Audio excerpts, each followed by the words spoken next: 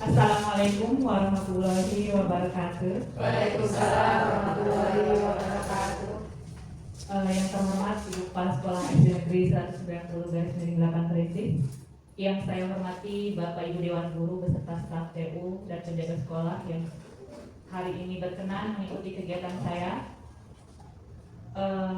Puji syukur kita panjatkan kehadirat Tuhan Yang Maha Esa yang senantiasa memberikan kita nikmat sehat sehingga dapat melaksanakan kegiatan rutin kita, yaitu komunitas belajar. Kedua kalinya sholawat dan salam senantiasa kita curahkan kepada junjungan kita, yakni Nabi besar Muhammad SAW, yang kita nantikan syafaatnya nanti di yaumil akhir. Amin Allahumma amin.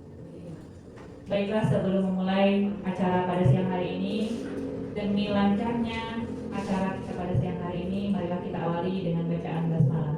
Bismillahirrahmanirrahim. Baiklah Bapak Ibu, di sini saya akan melakukan diseminasi atau penyebaran berkaitan dengan aksi nyata saya tentang budaya positif.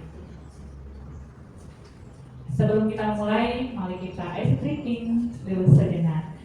Karena kita akan memulai kegiatan tentang budaya positif, maka dimulai dari diri kita, tumbuhkan dari dalam diri kita sebuah perasaan positif. Nah, dan saya minta Bapak Ibu berhadapan dengan temannya. Itu sama Bu Yuyu berarti. Iya, itu sama Bu Yuyu, itu sama Bu Yatini. Iya, sama. Ya, jadi di sini saya akan meminta Bapak Ibu berhadapan, kemudian tersenyum. Mungkin awalnya kesan seperti dipaksakan, gitu. Tapi nanti lama-lama itu akan senyum yang memang dari hati, seperti itu. Selama 30 detik. Lama juga ya? Iya, 30 detik bukan 30 menit. Oke, kita mulai Bapak Ibu. 1, 2, Bu Risma sama Ibu. Oke nih. 1, 2, 3. Jadi cinta ya.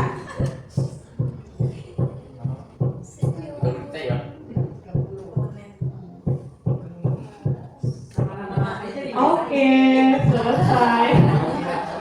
Bagaimana Bapak Ibu? Iya, harusnya ini bisa diterapkan sebelum mulai pembelajaran ke anak. Jadi diminta anak itu saling bertatapan harusnya, saling bertatapan dengan teman sebangkunya, gitu. Jadi minta mereka untuk saling tersenyum, seperti itu. Nah, ini baik untuk kita mulai sebelum mulai pembelajaran supaya anak-anak dalam keadaan bahagia, seperti itu. Oke, baik, kita lanjutkan. Nah, saya di sini akan memberikan pemaparan tentang konsep inti budaya positif. Tapi sebelumnya saya ingin bertanya, menurut pengertian Bapak Ibu, sepengertian Bapak Ibu saja, budaya positif itu apa sih? Siapa yang bersedia memberikan penjelasan? Kebiasaan yang menyenangkan. Satu-satu ya Bu, boleh. Kebiasaan yang menyenangkan diri sendiri dan orang lain. Boleh. Iya, boleh ya Ibu ya. Yuk, Bupati lagi. Kebiasaan baik yang dilakukan oleh kita dan juga oleh anak didik. Oke, ada lagi yang lain Bapak Ibu? Ibu? Sudah. Oke, jadi semua jawaban tadi betul. Jadi budaya positif itu terlahir dari kebiasaan yang terus dilakukan oleh kita semua, terutama di dalam sekolah kita. Nah, ada beberapa konsep inti yang akan saya paparkan, yaitu tentang perubahan paradigma belajar, kemudian tentang disiplin positif, kemudian tentang nilai-nilai kebajikan, kebutuhan dasar manusia, motivasi perilaku manusia, posisi kontrol guru, dan keyakinan kelas, serta yang terakhir segitiga restitusi. Pembelajaran dengan paradigma baru. Tentu Bapak Ibu sering mendengar tentang teacher center atau student center. Ada yang masih ingat Bapak Ibu? Apa itu? Ada yang bersedia menjawab?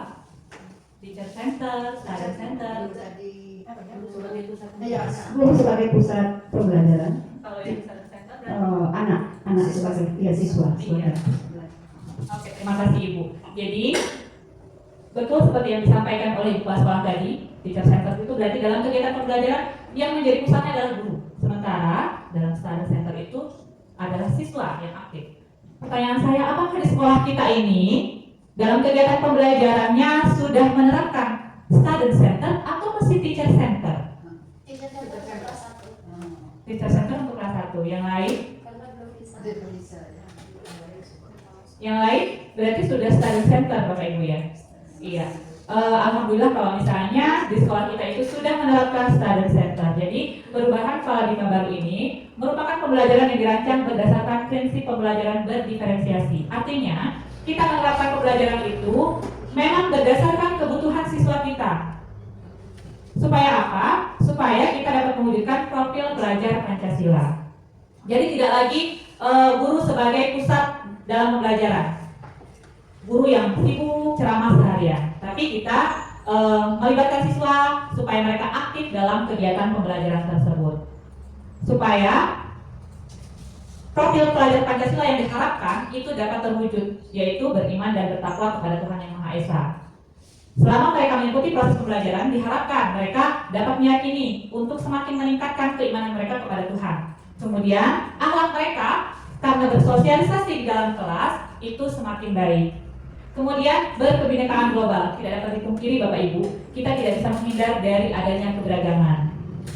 Jadi dengan melibatkan siswa supaya aktif dalam kegiatan pembelajaran, diharapkan mereka itu dapat muncul toleransi, sikap toleransi yang baik, karena terbiasa berinteraksi dalam keberagaman. Kemudian bergotong royong. Jadi bergotong royong di sini bukan hanya sekadar gotong royong membersihkan lingkungan, tapi bagaimana caranya mereka semua dapat berkolaborasi dalam menghadapi berbagai persoalan, baik itu masalah maupun memutuskan sesuatu. Jadi tidak hanya melakukan kegiatan bersama-sama saja, tapi dapat berkolaborasi dalam menghadapi suatu persoalan. Kemudian kreatif. Nah, kreatif itu sudah pasti memang harus tuntut kreatif saat ini siswanya. Bagaimana siswa dapat memunculkan ide-ide baru dari apa yang dilihat dan dari apa yang ada di sekitarnya. Kemudian bernalar kritis. Nah, ini termasuk salah satu kecakapan abad 21 yang harus dimiliki oleh siswa. Jadi, siswa di sini harus memiliki kecakapan untuk bernalar kritis.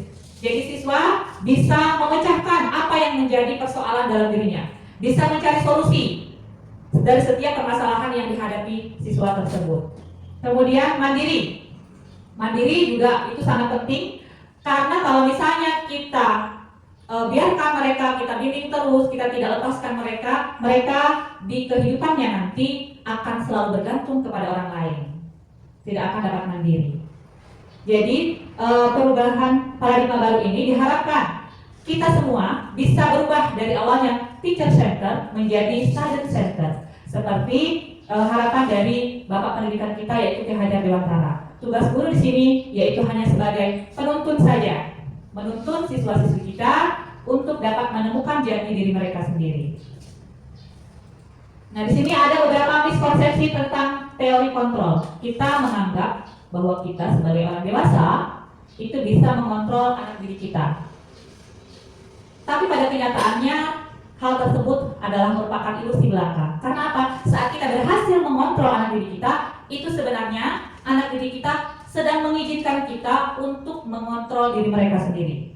Artinya, mereka mendapatkan motivasi itu dari luar, bukan keinginannya sendiri. Kemudian, ilusi yang kedua atau miskonsepsi yang kedua yaitu ilusi bahwa semua penguatan positif, efektif, dan bermanfaat. Selama ini kita berpikirnya pujian, kemudian kata-kata yang baik itu bisa mengontrol anak didik kita. Tapi ternyata itu juga hanya sebuah ilusi. Artinya memang apa yang akan dilakukan oleh peserta didik kita itu harus berdasarkan kemauan mereka sendiri, harus berdasarkan motivasi intrinsik atau motivasi dari dalam diri mereka sendiri. Bukan karena pujian, bukan karena kata-kata baik yang kita ucapkan. Karena apa? Kalau misalnya peserta didik kita itu terus kita berikan pujian, dia akan, ini Bapak Ibu, akan merasa hebat, sombong, kemudian ketergantungan. Jadi saat tidak mendapatkan pujian lagi, dia tidak punya motivasi untuk melakukan sesuatunya. Seperti itu. Kemudian miskonsepsi yang ketiga, kita menganggap bahwa kritik itu akan membuat orang merasa bersalah dan dapat menguatkan karakter. Ini ternyata salah besar Bapak Ibu. Kita kalau misalnya melihat anak melakukan kesalahan, kita kritik, kita buat anak tersebut itu salah, nah kamu tuh salah. Nah itu ternyata tidak betul. Jadi kritikan tersebut, kritikan yang kita berikan tadi, atau kita menjudge anak tersebut dengan kata-kata yang tidak baik, itu justru akan membuat anak tersebut minder, rendah diri. Jadi dia merasa dirinya bersalah sekali. Seperti itu. Kemudian miskonsepsi yang terakhir, ilusi bahwa orang dewasa memiliki hak untuk memaksa. Jadi kita merasa sebagai orang dewasa kita punya hak nih terhadap anak didik kita, supaya mereka mau melakukan sesuatu, itu kita paksa. Mungkin dalam beberapa saat anak tersebut mau melakukan apa yang kita minta. Tapi ketika kita lengah, tidak kita awasi, anak tersebut akan kembali ke keadaan semula. Karena tidak memiliki motivasi intrinsik yang berasal dari dalam dirinya sendiri. Nah, jadi harapannya kita bisa berubah dari awalnya paradigma stimulus respon ke pendekatan teori kontrol. Yang pertama, kita menganggap bahwa kebutuhan kita itu sama. Artinya misalnya setiap anak didik yang berangkat ke sekolah ini kebutuhannya sama. Itu harus berubah ke teori kontrol. Artinya kita, walaupun mereka sama-sama berangkat ke sekolah untuk mendapatkan pendidikan, tapi kebutuhan mereka itu berbeda-beda. Kemudian setiap orang melihat hal yang sama. Awalnya kita menganggap seperti itu. Kalau kita melihat sebuah air dalam gelas misalnya, oh orang itu pasti menganggapnya sama kayak kita tuh. Kita harus merubah itu, bahwa setiap orang itu punya gambaran yang berbeda-beda dalam melihat setiap hal. Dalam gelas, air dalam gelas tadi, misalnya saya karena saya lagi haus, kayaknya air itu enak, gitu ya. Atau mungkin yang lain, wah air itu warnanya putih, penting sekali. Nah, seperti itu. Jadi pemikiran setiap orang itu berbeda. Kemudian yang ketiga, kita selalu mencoba mengubah orang agar memiliki pandangan yang sama dengan kita. Nah, harus kita ubah. Kita harus berusaha memahami bahwa pandangan orang lain tentang diri ini berbeda.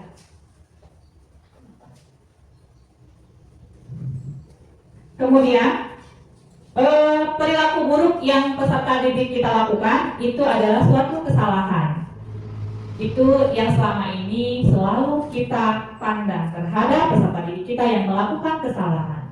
Nah, itu harus sedikit demi sedikit kita ubah, bahwa setiap kesalahan yang anak didik kita lakukan itu memiliki tujuan. Bisa jadi anak didik tersebut melakukan kesalahan karena ada kebutuhan dalam dirinya yang tidak terpenuhi. Nanti kita akan belajar tentang kebutuhan juga. Saya akan memaparkan tentang kebutuhan dasar manusia. Kemudian orang lain bisa mengontrol saya, atau yang selanjutnya saya bisa mengontrol orang lain. Nah, itu harus kita ubah, bahwa yang bisa mengontrol diri kita sendiri itu hanya kita sendiri, bukan berdasarkan masukan dari orang lain, bukan berdasarkan pengaruh dari orang lain. Jadi kita membiasakan bahwa yang bisa mengontrol diri kita sendiri itu adalah kita sendiri, bukan karena pengaruh dari orang lain. Misalnya di sekolah ini guru diharapkan datang pukul 7.15 misalnya, seperti itu. Kita melakukan datang ke sekolah tepat waktu itu karena nilai-nilai yang kita yakini, bukan karena nanti absen dibikin telat atau takut dimarahi sama ibu kepala gitu ya. Jadi memang kita mematuhi peraturan tersebut karena nilai-nilai yang kita yakini dan tanggung jawab kita, seperti itu. Kemudian selama ini kita menganggap paksaan ada pada saat bujukan tidak berhasil. Kalau anak itu nggak bisa dibujuk, ya udah paksa aja gitu ya. Nah, itu harus kita perbaiki, bahwa ternyata hal tersebut tidak lagi baik. Kita harus merubahnya dan harus kita yakini bahwa dengan berkolaborasi kita bisa menciptakan pilihan-pilihan baru tentang kehidupan. Kemudian yang terakhir ada berpikir menang kalah. Kita sebagai guru dianggap menang kalau misalnya anak melakukan kesalahan. Nah, itu harus kita ubah menjadi berpikir menang-menang. Artinya kalau misalnya anak tersebut melakukan kesalahan, kita bantu anak tersebut supaya dia dapat kembali ke kelompoknya itu dengan perilaku yang lebih kuat. Bantunya dengan cara seperti apa? Yaitu dengan cara membantu mereka mencarikan solusi dari kesalahan yang mereka lakukan. Apa yang harus mereka lakukan? Tapi kita hanya membantu saja supaya anak tersebut terbiasa Kalau aku melakukan kesalahan, aku bisa tahu solusinya apa. Jadi tidak kita saja yang ini, misalnya merupakan lain, udah kamu bersihkan saja. Nah, tidak. Jadi memang harus kita bantu anak tersebut, kita biasakan biar mereka sendiri yang mencari solusi. Itu yang maksud dengan model berpikir menang-menang. Nah, ini disiplin positif.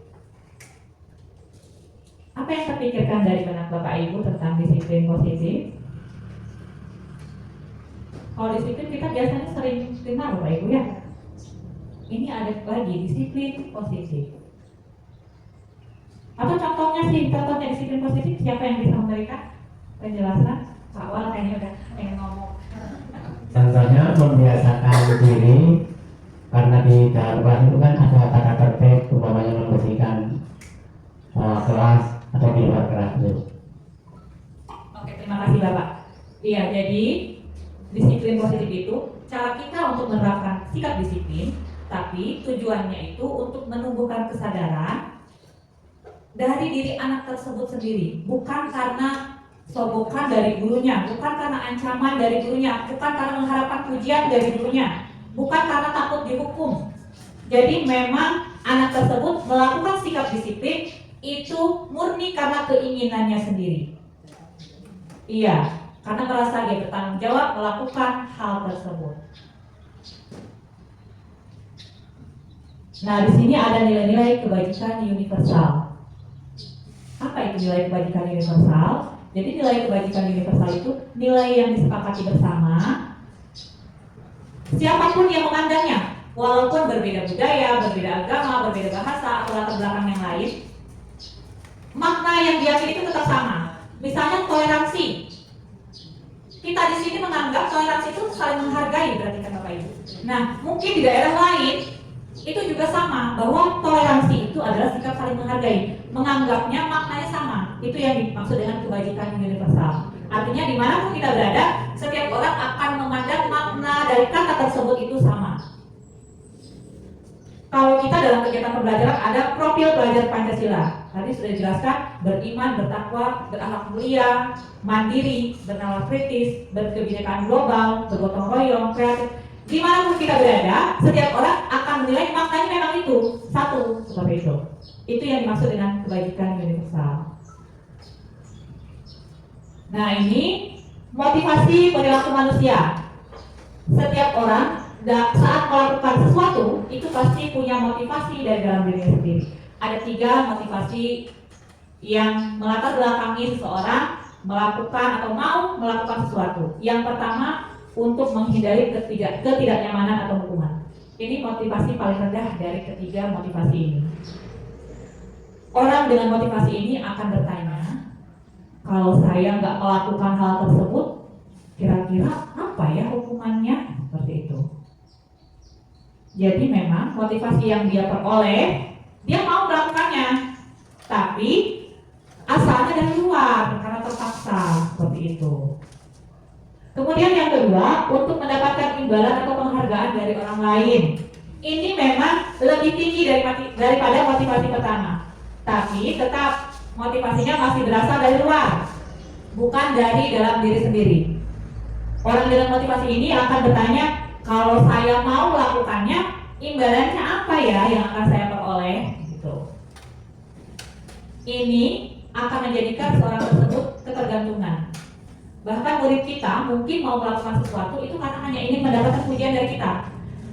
Dan biasanya justru akan tidak bersikap jujur. Yang penting dia mau melakukan itu karena mau dipuji oleh kita. Jadi akan melakukan segala cara supaya bisa dipuji oleh gurunya. Sehingga mengesampingkan sikap jujur tadi. Seperti itu.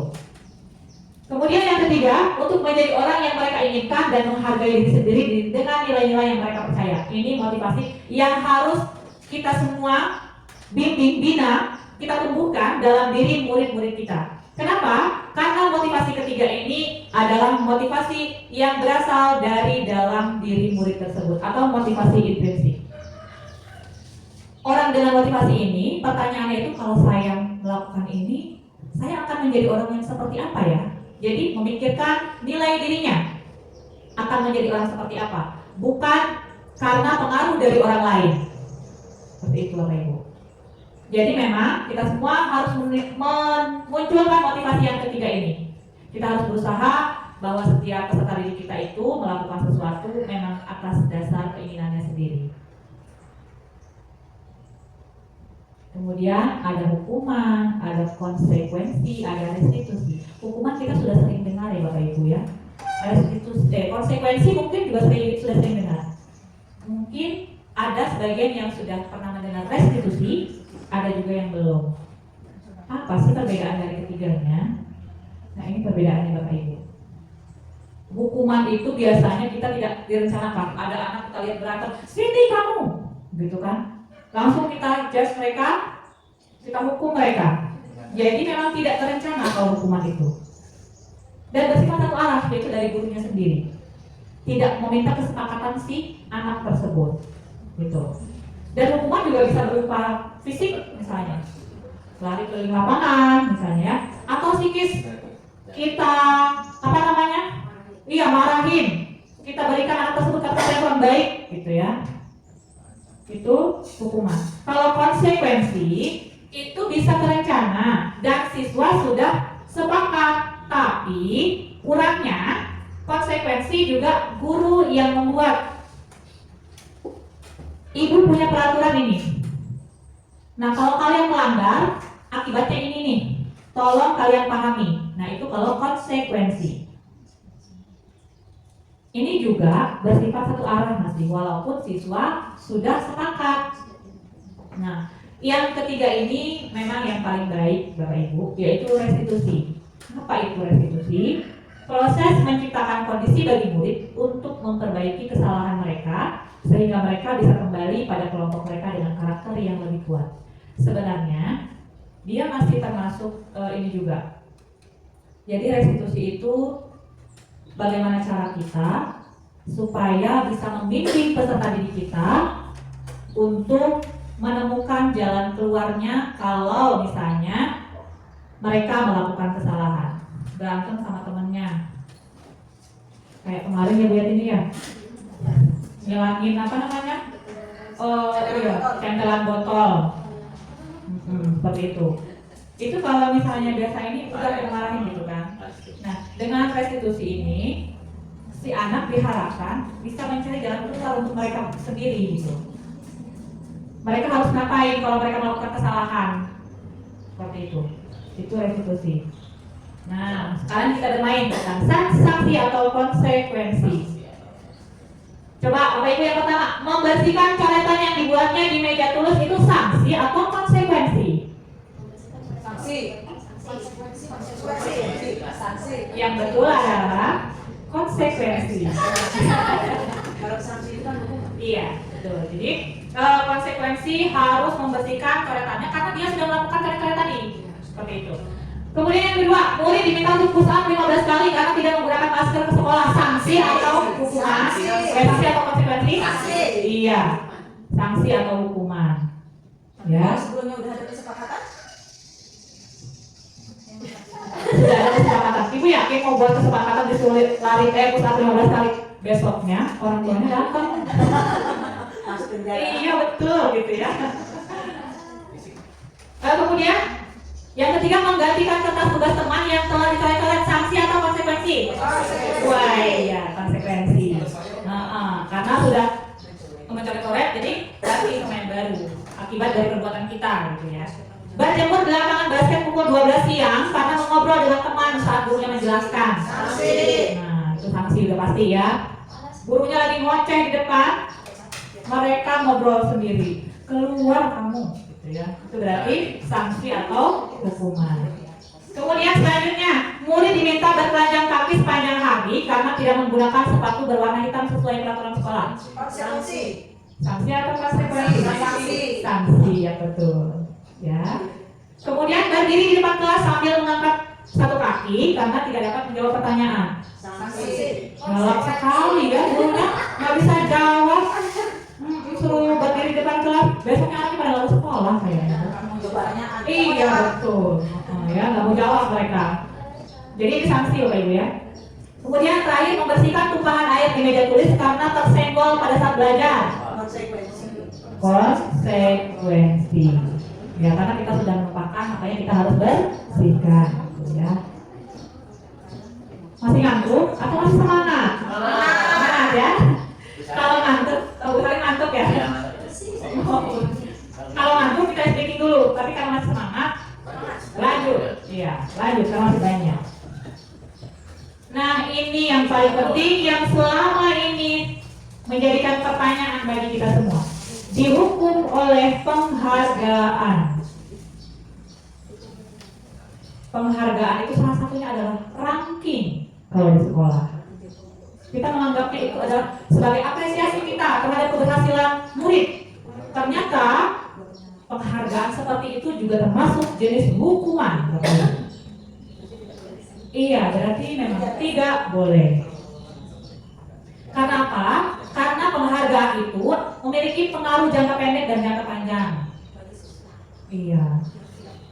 Kalau misalnya untuk siswa yang pintar, semangat, tapi ketika dia merasa lebih pintar, besoknya nggak dapat ranking, jadi down, jadi nggak mau lagi giat belajar seperti itu. Kemudian penghargaan itu tidak efektif ternyata, karena menimbulkan ketergantungan. Jadi mau memotivasinya, motivasinya itu muncul karena pengen dapat hadiah gitu, bukan karena keinginan sendiri seperti itu.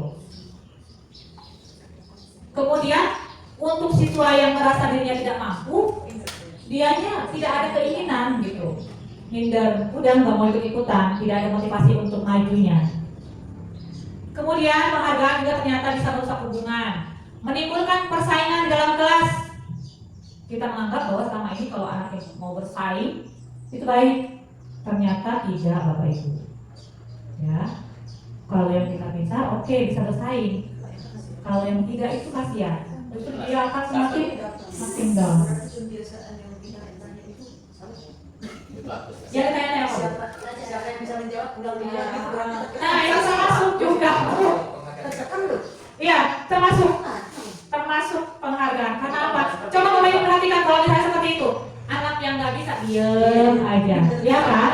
Yang semangat pengen pulang, yang merasa dirinya pintar, ya kan? Mereka semangat. Yang anaknya merasa dirinya kurang, diem aja di pojokan, ya kan? Nah itu termasuk salah satu hukuman juga ternyata. Karena apa? Mengurangi ketepatan, menurunkan kualitas juga. Jadi kalau misalnya yang pintar itu dapat penghargaan, kemudian di satu saat dia tidak mendapatkan penghargaan, dia jadi motivasinya untuk bangkit kembali itu biasanya susah, karena terbiasa dapat penghargaan tadi. Jadi menimbulkan ketergantungan seperti itu. Kemudian penghargaan juga mematikan kreativitas. Kreatifnya ya kalau misalnya ini Bapak Ibu di soal yang tadi LMS saya itu ada sebuah survei. Jadi kalau misalnya ada karyawan yang terbiasa mendapatkan penghargaan, jadi kerja kerasnya itu dikasih penghargaan. Oh, misalnya mencapai target dalam 1 bulan sekian di bonusnya gitu. Dengan karyawan yang tidak memiliki penghargaan atau tidak dikasih bonus, itu kreativitasnya kalau yang dapat penghargaan biasanya makin menurun, katanya seperti itu berdasarkan riset. Tapi kalau yang tidak memiliki penghargaan tadi, dia akan selalu berusaha menunjukkan yang terbaik. Kalau menurut risetnya seperti itu. Kemudian penghargaan itu menghukum. Ini yang perlu kita semua sadari saat ini. Walaupun kita sudah berubah dari juara 1, juara 2 menjadi medali emas, medali perunggu, perak, itu sama saja ternyata. Memang dalam kurikulum Merdeka itu sudah tidak ada hal-hal seperti itu. Semuanya sama.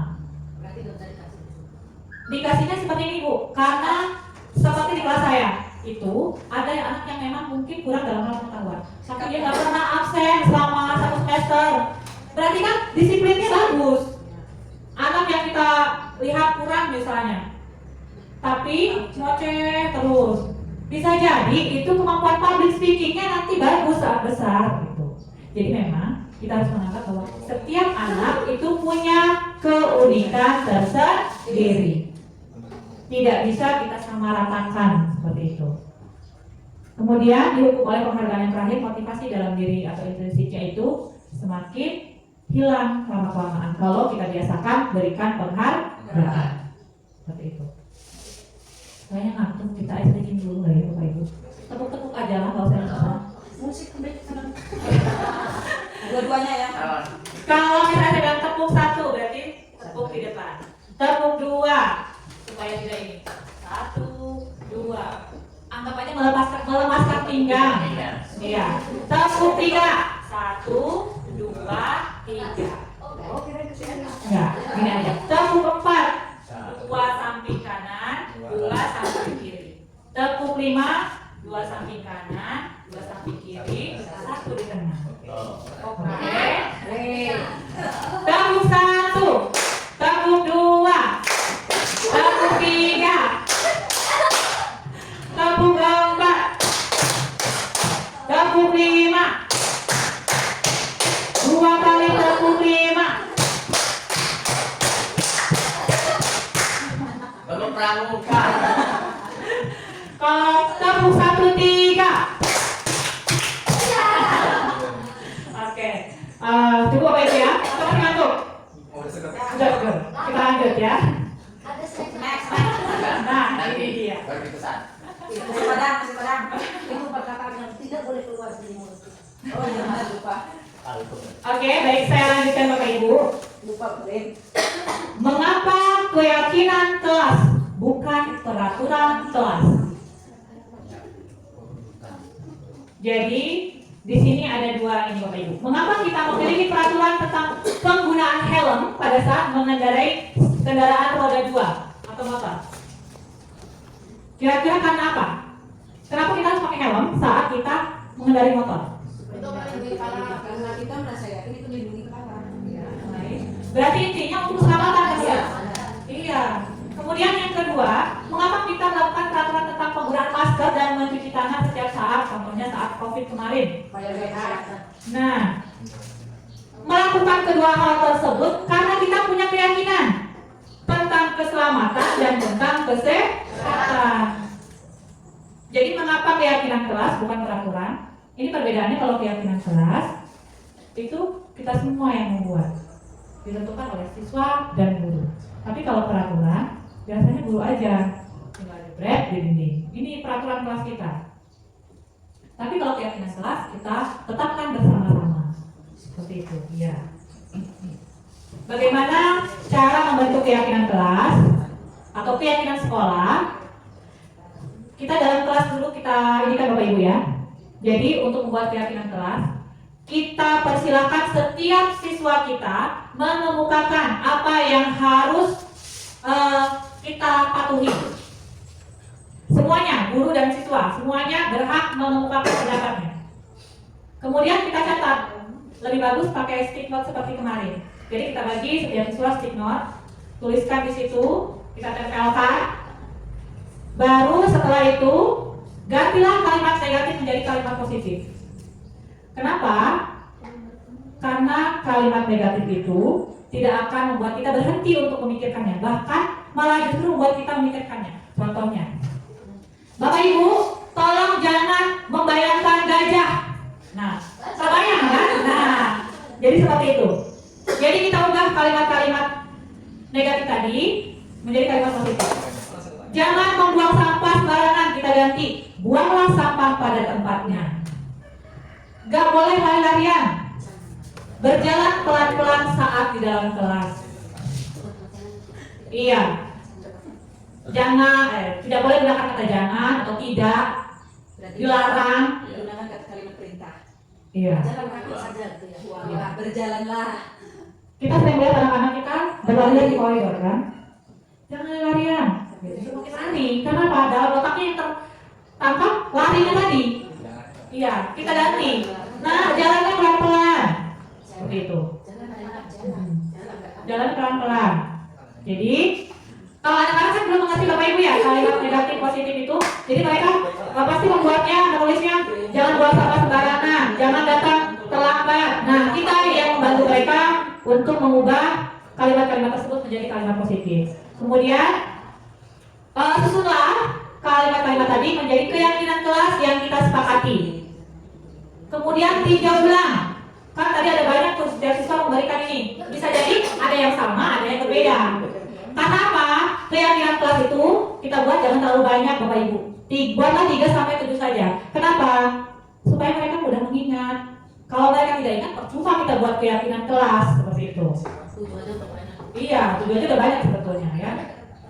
Kemudian setelah kita tetapkan keyakinan kelas yang kita sepakati, kita tinjau ulang dan kalau semuanya sudah menyetujui, buatlah setiap anggota kelas itu menandatangani keyakinan yang sudah dibuat supaya mereka merasa bertanggung jawab terhadap keyakinan kelas yang sudah dibuat tadi.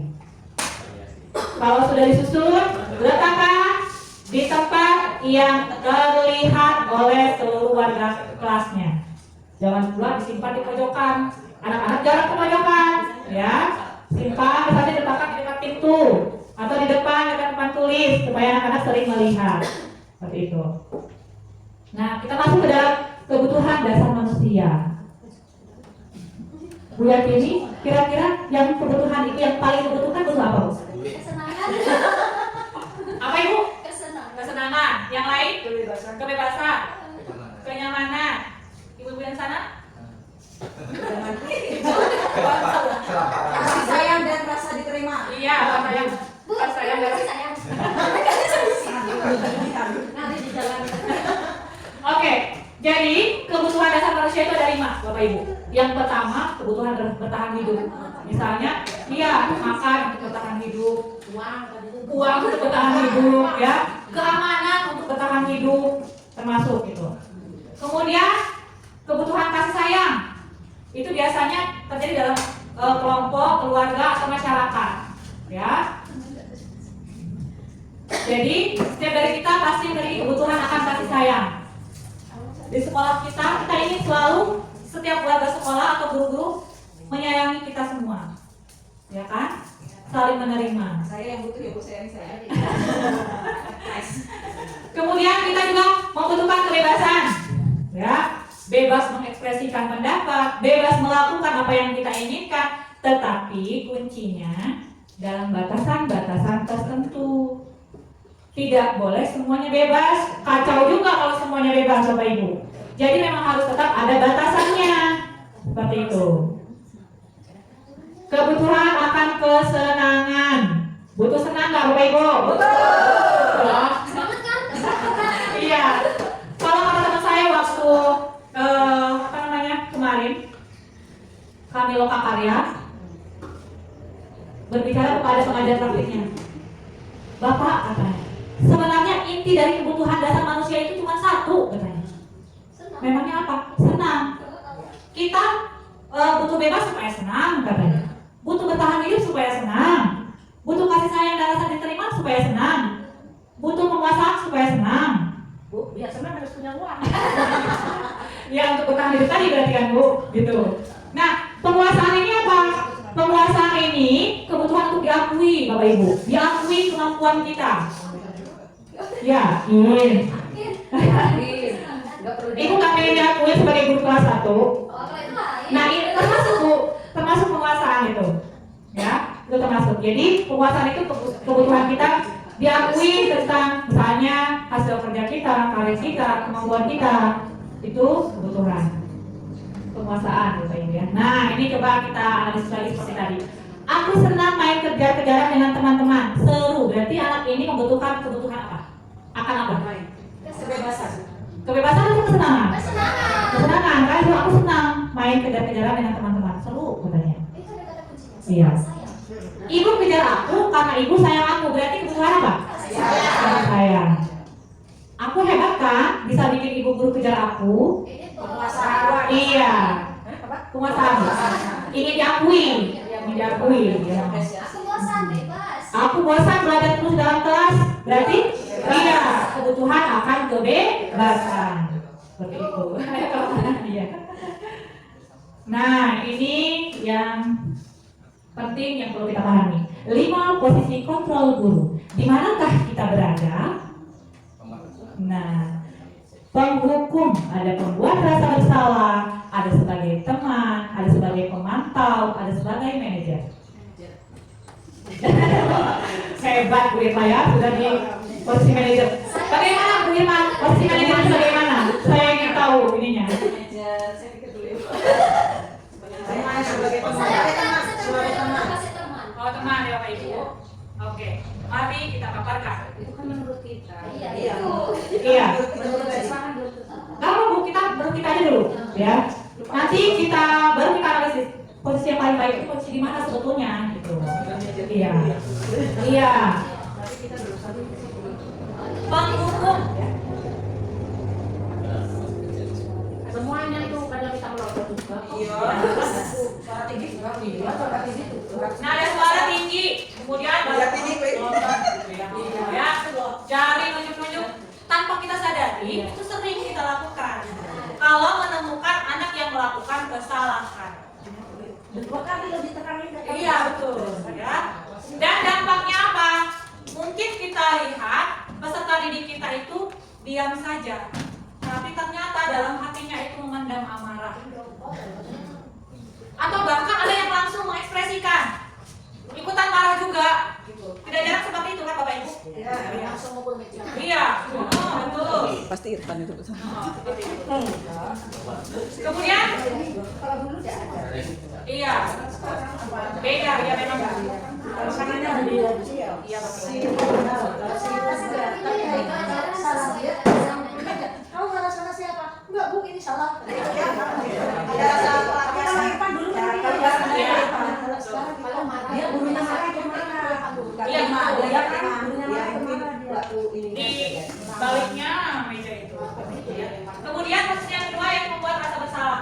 Suara gurunya memang halus. Nah, Aku nggak bisa. salah kayak gitu. Nah, sedih memang. Tapi ternyata walaupun kita nadanya sudah halus, kita tetap membuat si anak tersebut bahwa dia yang harus merasa bersalah. Gitu. Kamu tuh salah sudah seperti ini. Nah, dampaknya apa? Muridnya akan merasa bersalah, kemudian dan akan merasa bahwa dirinya gagal karena melakukan kesalahan tersebut. Lama-lama tertekan. Suaranya kuat, bukannya. Nah ini sebagai teman, kalau sebagai teman memang kita akrab sama murid, gitu ya, bisa bercanda. Kemudian kita juga ramah. Tapi dampak negatifnya siswa kita itu jadi ketergantungan sama kita. Kadang lupa batas juga, Bu. Iya betul, meremehkan kita, ya, seperti itu. Berkurangnya rasa hormat terhadap kita juga, karena kita terlalu akrab, iya. Kemudian dia ketergantungan juga. Kalau kita sudah tidak mau bersikap hal tersebut, dia jadinya nggak mau, orang ibu itu juga nggak mau bilang lagi, gitu. Jadi ketergantungan. Kemudian di posisi pemantau itu suaranya datang. Dia ini ekspresinya enggak garang Bu, biasa aja. Kamu tahu aturannya seperti apa di sekolah kita? Dia kan datang Ya. ekspresinya. Terus kamu harus ngapain kalau melanggar? Nah, kekurangannya untuk posisi pemantau ini kita harus tetap memantau hukuman yang diberikan kepada peserta didik kita itu. Misalnya kita suruh ngapain, ya udah kita pantau terus gitu. Menulis 100 kali gitu kan. Kita pantau terus dilaksanakan atau tidak. Nah, itu posisi pemantau dan tetap membuat ketidaknyamanan di diri siswanya. Nah, yang terakhir, manajer. Nada suara tulus, bahasa tubuh tidak kaku dan cenderung mendekat kepada murid. Dalam posisi manajer ini sudah ada sikap sebagai teman tadi, sudah ada sikap sebagai pemantau juga. Jadi lengkap memang di sini. Karena apa? Karena dalam posisi manajer itu biasanya tidak terlepas dari yang namanya melakukan kegiatan restitusi. Jadi membantu memunculkan siswa supaya bisa membuat keputusan. Seperti itu. Jadi posisi paling baik yang perlu kita tampilkan sebagai guru adalah posisi manajer. Udah. Manajer tapi tulus, karena punya tulus.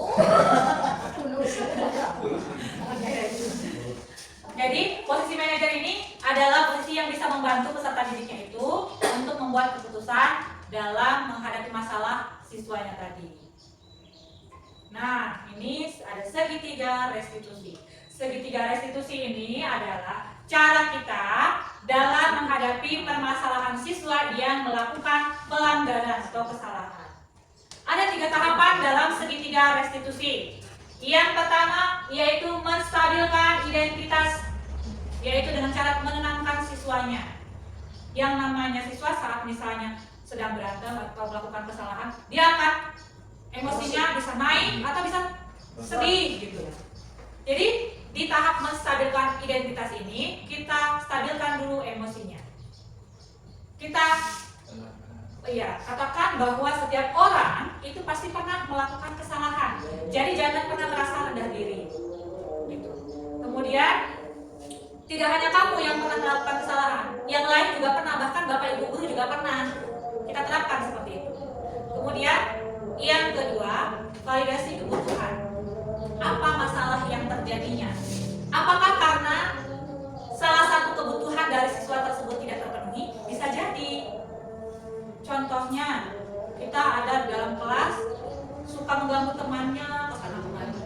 Bisa jadi siswa tersebut kurang perhatian di rumahnya, makanya di sekolah cari perhatian, mengganggu temannya supaya gurunya memperhatikan, dilaporkan ke orang tuanya supaya orang tuanya memperhatikan. Iya. Jadi memang Bapak Ibu, validasi kebutuhan itu memang paling penting di sini, penting juga. Kita harus tahu alasan peserta didik kita melakukan kesalahan itu apa, supaya kita bisa membantu untuk mencari jalan keluarnya. Yang ketiga, menanyakan keyakinan. Kira-kira kalau kamu melakukan kesalahan tersebut, nilai yang kamu sudah ingkari, keyakinan yang sudah kamu langgar itu keyakinan apa? Saat upacara, masih beberapa anak datang terlambat. Kita tanyakan kepada si anak tersebut, keyakinan yang sudah kamu langgar karena datang terlambat itu keyakinan apa kira-kira? Disiplin misalnya kan? Berarti sudah tidak disiplin kan kalau sudah datang terlambat. Nah di sini setelah anak tersebut mengetahui keyakinan yang sudah dilanggarnya apa, kita bantu cari solusinya. Kamu supaya tidak terlambat lagi, kira-kira menurut kamu caranya seperti apa? Bagaimana? Misalnya apa? Bangun pagi, bangunnya lebih pagi. Bikin alarm, tidurnya lebih cepat, jangan terlalu malam. Jadi kita bantu anak tersebut untuk mendapatkan solusi dari permasalahannya. Mungkin itu yang bisa saya sampaikan. Adakah dari Bapak Ibu yang mau bertanya? Kalau tidak, boleh. Ada siswa satu, walaupun bagaimana dibuat membantu, nggak pernah siap-siap. Jadi kalau misalnya diskusi pun, dia nggak mau bergabung dengan kawannya. Nah, sedang kita tolong mencari satu kelompoknya, satu yang gagal dalam satu kelompok semua gagal. Nah itu rasanya yang bingung di bagaimana. Berarti dia memang tanggung jawabnya kurang. Nah, kita telah dulu Ibu. Jadi jangan malas, jangan langsung seperti itu. Iya. Jadi mungkin langkah awal kita bisa cari tahu dari anak tersebut. Kenapa dia seperti ini? Apakah uangnya kurang? Apakah masih ngantuk? Apakah lapar? Seperti itu. Kalau kita sudah tahu penyebabnya, pasti kita akan tahu solusinya seperti apa. Kemudian kita berikan keyakinan bahwa dari kita itu harus saling berkolaborasi, harus saling toleransi. Mungkin seperti itu. Kalau kelas 2 itu tulis dia ada masalah itu kalau dia memang ada masalah. Misalnya malam ini kita SPR dulu, kan dia bersaudara sama si Fira. Si Fira ini didampingi mamanya di kamar. Sedang dia yang dia sama nenek itu nggak mudah bu. Besok pagi dia pasti bermasalah di sekolah. Kadang nggak nulis, kadang apa. Mungkin masih ada dia terus hari. Intinya berarti memang kurang kasih sayang tadi. ada salah satu kebutuhan yang tidak terpenuhi. Makanya memang harus kita telusuri dulu apa yang melatar belakangi dia bersikap seperti itu. Kalau kita sudah tahu, pasti kita bisa kasih solusi. Solusi mungkin tidak ke anaknya mungkin seperti itu. Kita bisa melakukan pendekatan dengan walinya atau orang tuanya. Tapi kalau dari soal diajarin kalau dalam diskusi itu kan sebenarnya harus saling mengeluarkan pendapat. Dia kalau diajarin kayak gitu, malah aku pun bingung sendiri. Bisa jadi mungkin dalam pikirannya sedang kemana-mana karena kurang tadi, bisa jadi kurang perhatian, kasih sayang Di tadi. rumah sudah ada ini. Iya. Kita punya. Iya. 3 bulan itu pas meninggal pas umur 3 bulan ya Oh, kan ya? bukan, ibunya. Ibunya. Nah, sekarang dengan ibu Saya tiri. ikut ini. Kemarin Sama neneknya sudah meninggal. Saya tidur di bawah. Neneknya udah meninggal? Saya cuma dari nenek itu. Iya. Kalau nggak mau sudah tidur di bawah, saya biarin dulu. Oh berarti saya wajar, tulis itunya. wajar mungkin dia berlaku seperti itu. Tadinya dia hanya mendapatkan dari neneknya. Iya, neneknya udah nggak. Sementara sekarang nggak ada juga. Jadi dia kayak kehilangan arah. Sering di rumah neneknya itu sendirian Bu nonton TV gitu. Kalau dia mau makan akan ke rumah budenya, akan ke rumah teman pulang dia tinggal serumah dengan bapaknya gitu. Dia kan kalau nggak terus. Sekarang malah itu diajak tidur sama ibunya nggak mau. Rumah neneknya itu lah. Iya. Ah, iya. Perasaan dalam Iya. dirinya. Iya. Perasaan sendiri. Iya. Nggak butuh orang, nggak butuh. Tidak ada. Intinya emang kebutuhan kasih sayangnya tidak terpenuhi. Kadang hal kecil Bu, si Vira dibeliin buku baru, dia enggak itu Langsung langsung masalah marah. juga di sekolah. Dia loh Bu dibeliin ini, aku enggak. Saya sering nanya dulu. Sama Sama saya juga bagaimana kita mau menyelesaikan? saya panggil dulu Bu orang tuanya, bapaknya pasti Tapi saya juga pernah tuh dulu Bu panggil bapaknya. Saya bilang kayak gitu, jangan sampai terlihat jelas lah bapak. Iya. Tapi tidak ada perubahan karena mungkin bapaknya yang tidak open. Iya. Kalau bapaknya open, nggak akan seperti Iya. itu saya rasa. Iya. Membedakan. Iya betul. Karena kalau bagaimanapun kalau suaminya bisa istilahnya membawakan istrinya seperti apa supaya bersikap adil, tetap bisa berkendali. Seperti itu kalau itu memang harus tersambung dulu. Karena pas saya panggil pun memang gak ada apa namanya laki-laki kan jarang di rumah juga.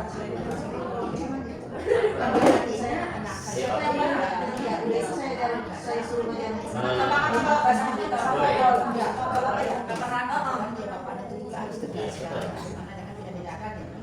Kalau kasih satu kasih dua, kan tekanan.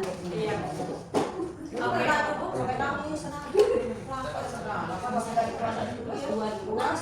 Kebutuhan bertahan hidup lagi kan, tidak terpenuhi sudah 2 tuh. Tapi dulu sekarang nggak pernah. Bisa jadi sekarang bisa jadi ya kan kita Iya, ada. itu ada banyaknya kan. Dulu yang digantung dia ke neneknya sebenarnya ada lagi. Dulu masih ada yang menyanyikan dia makan misalnya. Sekarang dia harus ini dulu, berarti udah 2 tuh. Tapi dia itu karena menghindari dimarahin-marahin orang jadi kalau mau ikut ini nggak boleh. Ya, bisa jadi. Kebebasan lagi berarti. Merasakan Iya, Bu. bisa Saya sendiri juga. juga. Akhirnya aku lagi cerita. Bukan karena marah itu cuma jenis bisa bukan karena Lihat di atasnya ada kamar dari mana. Oh, sebenarnya masih itu. katanya karena sendirinya Oh, saudara. Oke, baik Bapak Ibu, ada lagi yang mau ditanyakan? Sudah cukup ya? Ini apa maksudnya kita itu dalam pembelajaran itu harus mengerti dengan kebutuhan siswa. Maksudnya itu tuh gimana sih? Maksudnya untuk pembelajaran yang berdiferensiasi tapi dengan kebutuhan siswa yang harus kita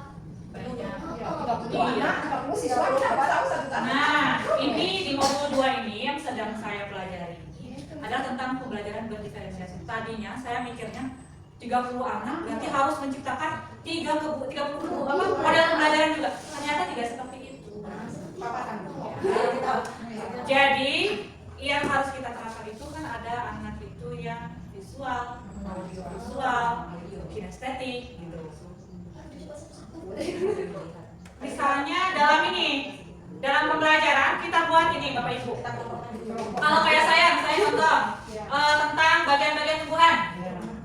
Untuk anak yang visual dan audiovisual kita buat dalam bentuk misalnya slide seperti ini atau video supaya mereka tertarik karena mereka visual dan audiovisual. Nah untuk anak yang kinestetik itu kita buat contoh nyatanya. Ini loh bagian daun, ini loh bagian bunga dalam bentuk contoh konkretnya. Itu untuk anak yang kinestetik. Jadi artinya memang tidak harus semuanya menciptakan model PJBL dalam satu waktu, tidak. Jadi kita sesuaikan. Kemudian dalam tugas juga seperti itu. Misalnya kalau siswa yang pintar yang sedang, yang rendah. Tadi dalam seperti saya, untuk siswa yang biasa saja, kita minta mereka, misalnya kita sudah buat nama-nama bagian tumbuhannya, sudah ada gambarnya, tapi dikosongin gitu ya. Untuk ininya kita buat ininya petunjuknya. Ini apa? Untuk yang rendah, mungkin kita bisa minta mereka hanya menempelkan saja nama-nama bagian tumbuhannya. Untuk yang sedang, kita minta menyebutkan nama bagian tumbuhannya atau dengan cara menulis, dan kita minta menyebutkan fungsinya apa. Untuk anak kemampuan tinggi, kita buat dengan kalimat-kalimat kreatif. Jadi mereka diminta memaparkan kalimat tentang bagian tumbuhan, tapi dengan kalimat-kalimat yang lebih kreatif. Seperti itu, Bapak Ibu. Itu yang saya pelajari. Kedepannya di modul 2 nanti akan saya sampaikan lagi apa yang saya pelajari. Berarti dalam satu kelas itu bisa 3 pengelompokan. Boleh Bu, kalau misalnya kita rasa anak itu ada yang memang senang sekali, itu terlihat, kita bisa melihatnya. Salah satunya analisis dulu latar belakangnya mereka bagaimana di rumah. Kayak tadi misalnya kan buku tadi kurang perhatian seperti ini.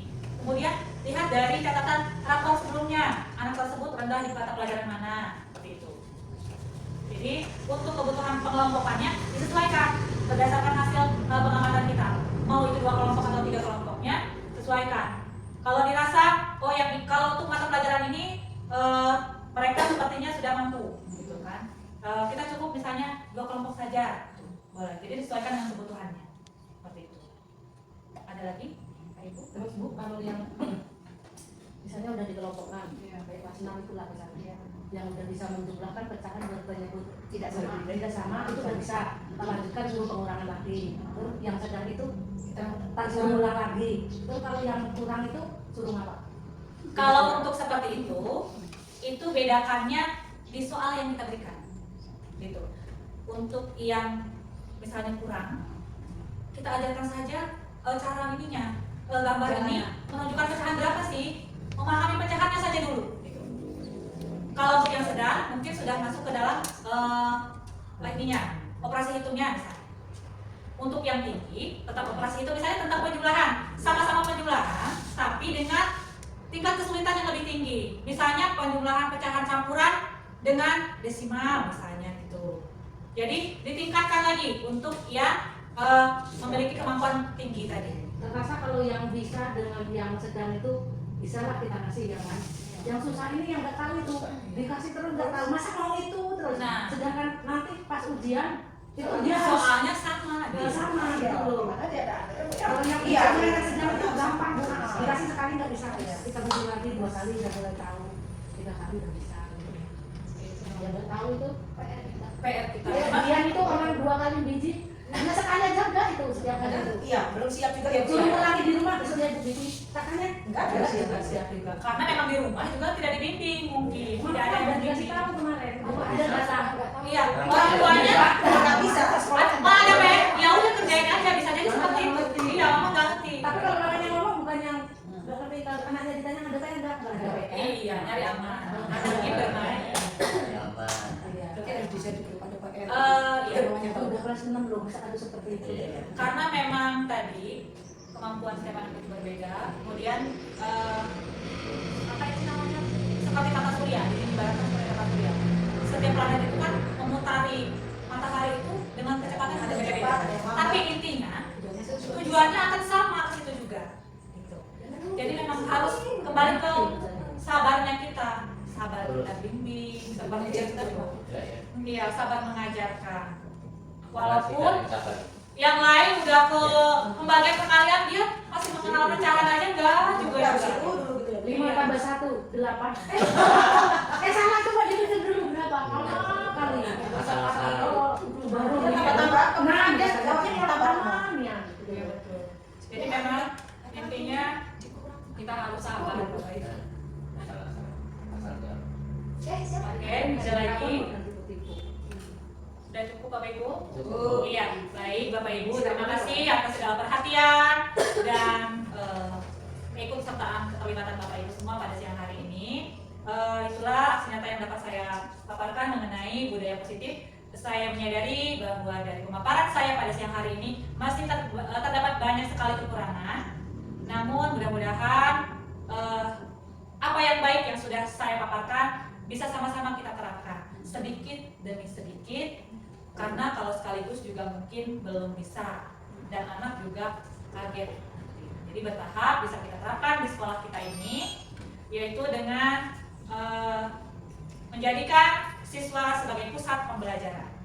Terima kasih, saya ucapkan sekali lagi. Lebih dan kurangnya saya mohon maaf. Saya akhiri, wassalamualaikum warahmatullahi wabarakatuh. Waalaikumsalam warahmatullahi wabarakatuh. Batal bersama.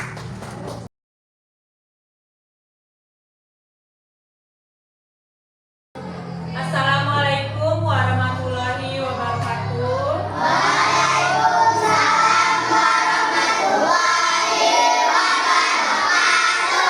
Apa kabar semuanya hari ini? Oke, baik anak-anak. Kita hari ini akan membuat keyakinan kelas. Pernah dengar apa itu keyakinan kelas? Belum. Oke, jadi keyakinan kelas itu mirip dengan peraturan kelas. Ya. Misalnya, siapa yang bisa menyebutkan contoh peraturan kelas? Tidak boleh membuang sampah sembarangan. Boleh. Nah, seperti itu. Jadi nanti ibu akan bagikan ini kertasnya. Kalian tuliskan apa-apa yang harus kita yakini untuk menjadi keyakinan kelas kita supaya kita semua sepakat. Ya. Jadi kenapa keyakinan bukan peraturan? Supaya kita semua bisa meyakini apa yang sudah kita tentukan. Nilai apa yang bisa kita yakini dari peraturan atau keyakinan yang sudah kita tetapkan. Ya, paham semuanya? Oke, akan ibu bagikan ya.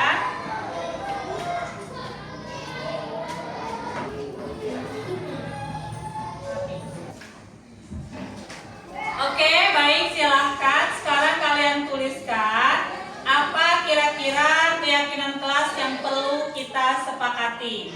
Silahkan ditulis.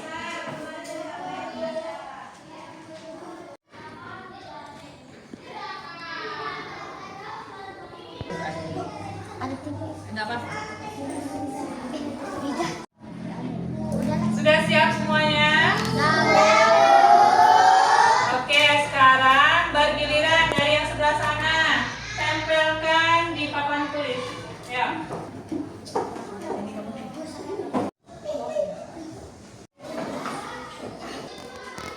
Oke, baik, kita periksa ya keyakinan kelas yang sudah kalian buat. Di sini ada menjaga kerapian dan ketertiban kelas, tidak ribut saat guru menjelaskan, tidak boleh berbicara kasar kepada teman, menjaga kebersihan lingkungan kelas, menjaga kenyamanan kelas, tidak boleh berantem antar teman, tidak boleh memanjat jendela atau tembok, tidak boleh saat jam pelajaran makan. Di kelas tidak boleh mengejek nama orang tua, tidak boleh membuang sampah sembarangan. Oke, menghargai dan menghormati teman dan guru, menjaga kesehatan, tidak boleh mengatur teman, menjaga kebersihan kelas. Berarti keyakinan kelas yang pertama itu karena kita buat menjaga kebersihan kelas. Kemudian di sini ada menghargai teman ya, atau saling menghargai. Kemudian bertanggung jawab melaksanakan tugas piket.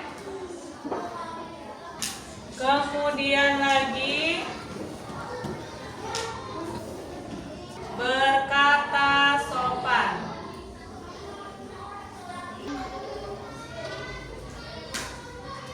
Ini harusnya yang pertama ya, datang tepat waktu. Ini kira-kira kesepakatan kelas dari beberapa yang Ibu ambil dari semua yang sudah kalian tulis. Ada menjaga kebersihan kelas. Kira-kira kalau menjaga kebersihan kelas, nilai keyakinan yang terkandung di dalamnya itu apa? Nilai kebersihan atau kesehatan, ya. Kemudian kalau saling menghargai, toleransi, ya bagus, toleransi, ya. Bertanggung jawab melaksanakan tugas piket, nilai apa berarti? Bertanggung jawab, tanggung jawab kita terhadap tugas kita. Itu keyakinannya, ya. Berkata sopan, sopan, ya. Kemudian datang tepat waktu, disiplin. Kalian sepakat tidak dengan keyakinan kelas yang sudah ditetapkan ini? Baik, kalau kalian sepakat, nanti ini akan menjadi keyakinan kelas kita. Semua anggota kelas ini harus mau melaksanakan keyakinan kelas yang sudah disepakati ini. Nah, karena sudah sepakat, nanti kita tanda tangani bersama keyakinan kelas yang sudah disepakati ini. Paham? Oke, baik. Silakan dari yang sebelah sini bergantian untuk menandatangani resep. Sama, bawa penanya Rama. Resep. Tulis namanya.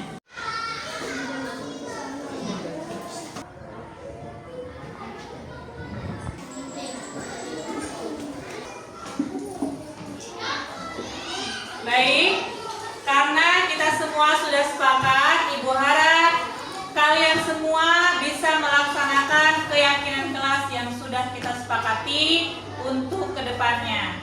Terima kasih karena kalian sudah berpartisipasi dalam membuat keyakinan kelas ini.